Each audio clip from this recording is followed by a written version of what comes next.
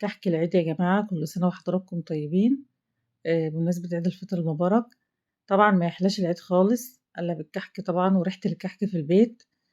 آه، طريقة جميلة وسهلة، والكحك ده جميل قوي قوي. وعاملة كحك جواهر بعين الجمل. شفت الكحكية عاملة ازاي؟ والملبن فيها فرش فيها كلها وهشة وجميلة وخفيفة جدا يا جماعة ودايبة. بسم الله توكلت على الله ولا حول ولا قوة إلا بالله. اللهم صل وسلم على سيدنا محمد. أنا معايا 3 كيلو دي يا جماعة. حطيت 5 معالق لبن بودرة، 4 نشا، 6 سمسم، 5 معالق سكر مطحون. تمام. يبقى 4 بودرة، 5 نشا، 5 سكر مطحون، 6 معالق سمسم يا جماعة. ماشي. وحطيت معلقة كبيرة من ريحة الكحك، بتجيبها طبعا من عند العطار مطحونة جاهزة. حطيت نص معلقة بيكنج باودر. طبعا يا جماعة الكيلو دقيق لربع معلقة بيكنج باودر لنص معلقة صغيرة خميرة. طبعا انت هتعملي، انا هعمل مقدار 3 كيلو، يبقى نص معلقة كبيرة بيكنج باودر ومعلقة كبيرة ممسوحة خميرة فورية. تمام. طبعا انا ميه دافيه كده، وحطيت معلقه خميره ممسوحه ونص معلقه سكر عاديه في ميه دافيه، وغطيت عليها وسبتها بس كده. طبعا انا معايا السمنه، انا هتحها كويس جدا جدا من وقت طويل، يعني مثلا على بيات قبلها بيوم او قبلها بكام ساعه.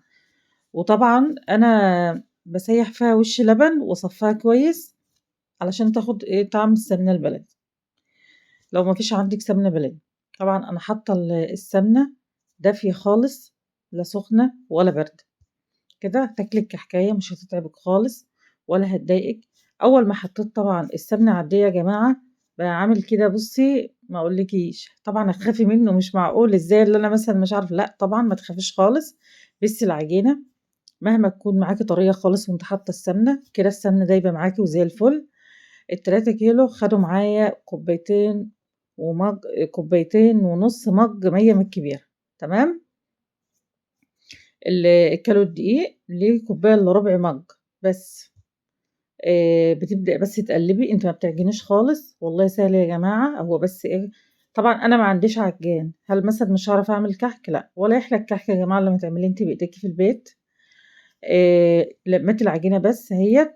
لو حسيت العجينة، يعني أنا باجرّبها كده، لو حسيت العجينة بتشقّق معايا أو مش طرية كده، آآ اعرفي إن هي لسه عاوزة شوية مَيّة صغيّرين. تمام. طبعًا أنا حاطة لبن بودرة، مش هاحط مَيّة، مش هاحط قصدي لبن. حطيت مَيّة، طبعًا هاقطّع الملبن كده بإيدي عشوائي وأحط له يا جماعة ريحة الموز دي، وباحط له عليها باكتّر السمسم.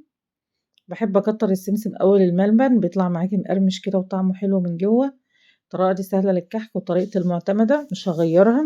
حابة بقى مثلًا ممكن تضيفي بدل لبن البودرة عندِك كريم شانتيه عادي، كنت عاملاه قبل كده السنة اللي فاتت معاكم في فيديو برضه. طبعًا يا جماعة الكيلو الكحك بياخد نُص كيلو سمنة. يعني ممكن بقى عاوزة تخلّيه دايب شوية، زوّدي أنتِ بقى 50 جرام كمان.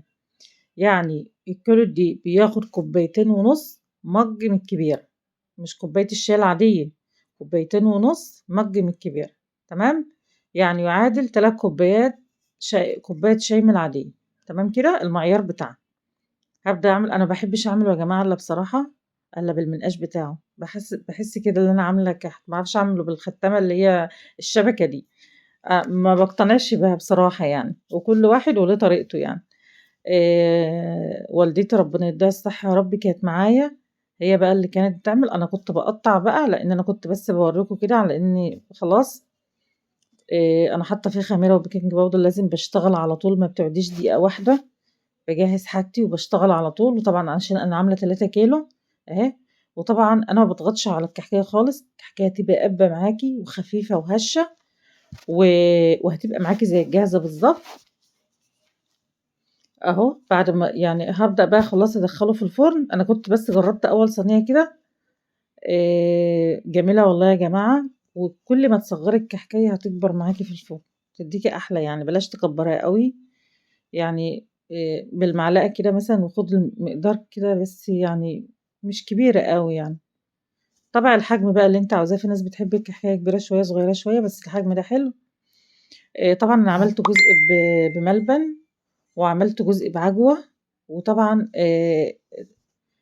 كنت جايبة كده حوالي ربع كيلو بتاع عين الجمل، ده يا جماعة كحك الجوار اللي بيبيعوه في المحلات بمبلغ وقدره، بدل ما بتعمليه سادة بس باكسّر الملبن كده بإيديّا، وبعدين بالفّه كده في العجينة وباكوّره بس وعادي وباحطه بقى في الصاج عادي، وبيتحمّر عادي زي يعني زي الكحك اللي فيه ملبن، تمام، أهي، وطعمه جميل أوي، أوي، في ناس مثلًا ما بتحبوش بملبن، في ناس ما بتحبوش بعجوة، طبعًا اختيارِك أنتِ ودي ذوقيات في الأكل، وكل سنة وحضراتكم طيبين، يا رب كده يجعله عيد سعيد علينا وعلى الأمة الإسلامية جميعًا يا رب.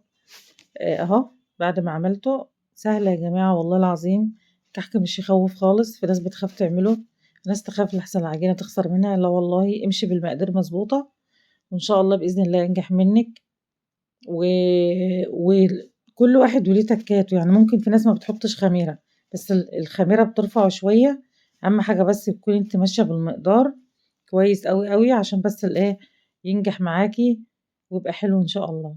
بعد ما حمّرت بس أول صينية كده أوريها لكم، أهو جميل وزي الفل، وهيعجبكم إن شاء الله وهتقومي تعمليه، ومحتفظ لسه بالنقشة بتاعته، أهو يا جماعة ده اللي في الجنب ده اللي هو جوار بعين الجمل، وده بقى جزء بالملبن وجزء بالعجوة، وهابدأ أرُش السكر، لو هترُشّي سكر حطيه في علبة لوحده واحتفظي بيه، حُطّي عليه كيس كويس أوي وفي علبة حلويات، والجزء التاني سيبيه براحتِك بقى، وكل سنة وأنتم طيبين، وانتظرونا إن شاء الله في فيديو جديد بإذن الله، في بقية نواعم العيد، ويا رب يكون نالت إعجابكم، ولو أول مرة تشوفيني اعملي لي لايك واشتراك في قناتي في مطبخ أم عمر، أهي بس باوريكم الكحكة أهي دايبة خالص، وبتفري معايا وجميلة جدًا، جدًا، والطعم حكاية يا جماعة، مع السلامة، في مطبخ أم عمر.